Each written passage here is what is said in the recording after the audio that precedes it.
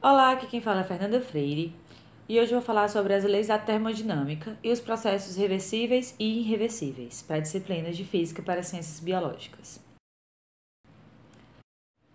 Vou iniciar falando sobre as 4 leis da termodinâmica, começando pela lei zero da termodinâmica, em que, se dois corpos separados por um terceiro corpo estão em equilíbrio térmico com esse corpo, então estarão também em equilíbrio entre si, como na imagem, o corpo A e o corpo C, por estarem em equilíbrio com o corpo B intermediário, eles também estão em equilíbrio entre si.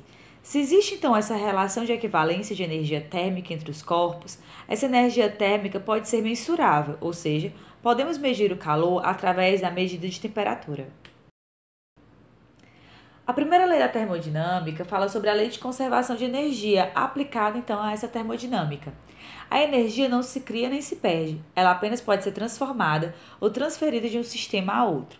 Nesse sentido, quando temos a lei de conservação de energia aplicada à termodinâmica, um sistema ao receber calor aumentará sua energia interna, podendo vir a realizar um trabalho.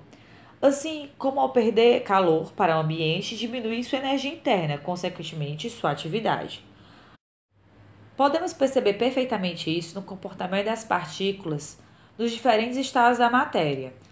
No estado sólido, as partículas elas estão bem unidas. Já no estado líquido, elas já não apresentam essa cristalização que apresentavam no estado sólido e vão possuir movimentação. Já no estado gasoso, as partículas, por ganharem muito calor, elas estão agitadas, possuindo bastante atividade e bastante energia interna.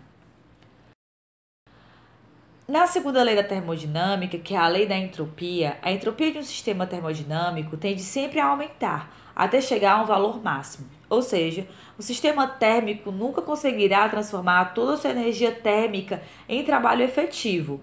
Além disso, o calor nunca irá fluir de maneira natural de um corpo de menor temperatura para outro de maior temperatura. Mas quando dois sistemas em contato trocam calor entre si, eles buscam esse equilíbrio térmico. Mas o que é a entropia?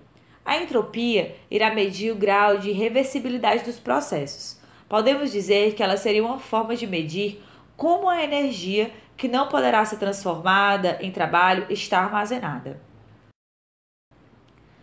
Já a terceira lei da termodinâmica fala sobre o zero absoluto. Quando o sistema aproxima-se da temperatura do zero absoluto, ou seja, 0 Kelvin ou menos 273,15 graus Celsius, todos os processos cessam e a entropia é mínima, ou seja, a energia cinética e térmica seriam teoricamente zero. Mas é possível atingir o zero absoluto? Até bem pouco tempo pensaríamos que não. Mas cientistas alemães conseguiram levar átomos de potássio a valores menores do que o zero absoluto. Mas esse sistema apresentaria um comportamento estranho, não respeitando algumas leis já bem conhecidas, como, por exemplo, a da gravidade. Esses átomos passariam então a flutuar. No experimento realizado por esses cientistas, os átomos de potássio passaram a atrair uns aos outros em vez de repelirem-se. Mas quais são os processos reversíveis e irreversíveis? Falando primeiramente dos processos reversíveis, teoricamente, o processo reversível seria aquele em que o sistema sofreria uma transformação, mas poderia retornar ao seu estágio inicial, com mudanças simples do estado da matéria. O primeiro exemplo que eu trago, as mudanças do estado da matéria da água. A água em recipiente, ao ser colocado no refrigerador, com temperatura abaixo do ponto de fusão, 0 graus Celsius no caso da água, ele irá solidificar. Mas ao ser retirado do congelador e retornar à temperatura ambiente, em torno, digamos, de 25 graus Celsius, o gelo facilmente derreterá por fusão. Aqui na imagem eu trago essas mudanças do estado sólido para o estado líquido e para o estado gasoso. Outro exemplo é o do gás comprimido. O gás é um recipiente fechado por um êmbolo sem atrito com as paredes do recipiente. Ao colocar o peso sobre o êmbolo, ele irá comprimir esse gás, aumentando a pressão, diminuindo o volume e modificando a temperatura do gás. Ao retirar os pesos, o gás voltará a expandir facilmente, retornando ao estado inicial.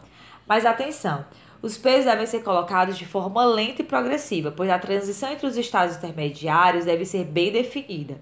Além disso, esse gás teríamos que considerar então um gás ideal para poder anular a questão do atrito. Pois se existir atrito, esse já não seria um processo reversível, mas sim um processo irreversível. O terceiro e último exemplo seria a da dilatação de trilhos. Os ferros dos trilhos de um trem precisam de espaço entre eles para possibilitar a dilatação do ferro em dias quentes. Mas quando exposto novamente a temperaturas amenas, o trilho retorna ao seu estado inicial. Mas por que o ferro dilata? O trilho ele não derrete, pois o ponto de fusão do ferro é de 1538 graus Celsius. Mas a variação térmica permite a dilatação da barra de ferro, ou seja, seu volume aumenta com o aumento da temperatura, ocasionado pelas variações térmicas do ambiente. Vamos falar agora sobre os processos irreversíveis. Quando um processo de transformação só ocorre em um único sentido, dizemos que este é um processo irreversível. Muitos processos termodinâmicos que envolvem transformações químicas são irreversíveis. Exemplo, o palito de fósforo. O palito de fósforo só poderá queimar uma única vez. Após a combustão da pólvora, o fogo irá consumir a madeira. Ocorrerá tanto a transformação física quanto a transformação química. Parte dessa madeira irá se transformar em gás carbônico e água, ambos no estado gasoso. Mas não podemos simplesmente juntar a água e o gás carbônico para obter novamente a madeira. Para isso, as plantas precisam realizar um processo metabólico chamado fotossíntese, o qual apresenta gasto de energia. Um segundo exemplo seria o da folha de papel. Quando amassamos uma folha de papel, aplicamos energia para quebrar as pontes de hidrogênio existentes entre as moléculas da celulose. Não adianta esticar o papel novamente. As ligações da ponte de hidrogênio não poderão ser retomadas, tornando esse processo irreversível. O terceiro exemplo seria o do ovo frito. Para fritar um ovo, realizamos dois processos irreversíveis. O primeiro é aplicar força para quebrar a casca do ovo, que não poderá ser reconstituído. O segundo, ao fritar o ovo na frigideira, pois o calor irá desnaturar a albumina, a proteína do ovo, que não poderá retornar ao estado inicial. Por isso, a clara do ovo muda de cor, de transparente para branco. Esse foi o exemplo que eu escolhi para realizar o experimento, como podemos ver nas fotos. Os materiais utilizados foram o ovo, o fogão, a frigideira e uma espátula para mexer. Primeiramente, eu acendi o fogo. Depois, quebrei a casca do ovo, que já é a primeira transformação irreversível. Depois, coloquei o ovo na frigideira e mexi com a espátula para esquentar uniformemente. Depois, é só observar a transformação. A clara mudará de cor, de transparente para branco. Por hoje é só, essas são as referências bibliográficas. Boa noite.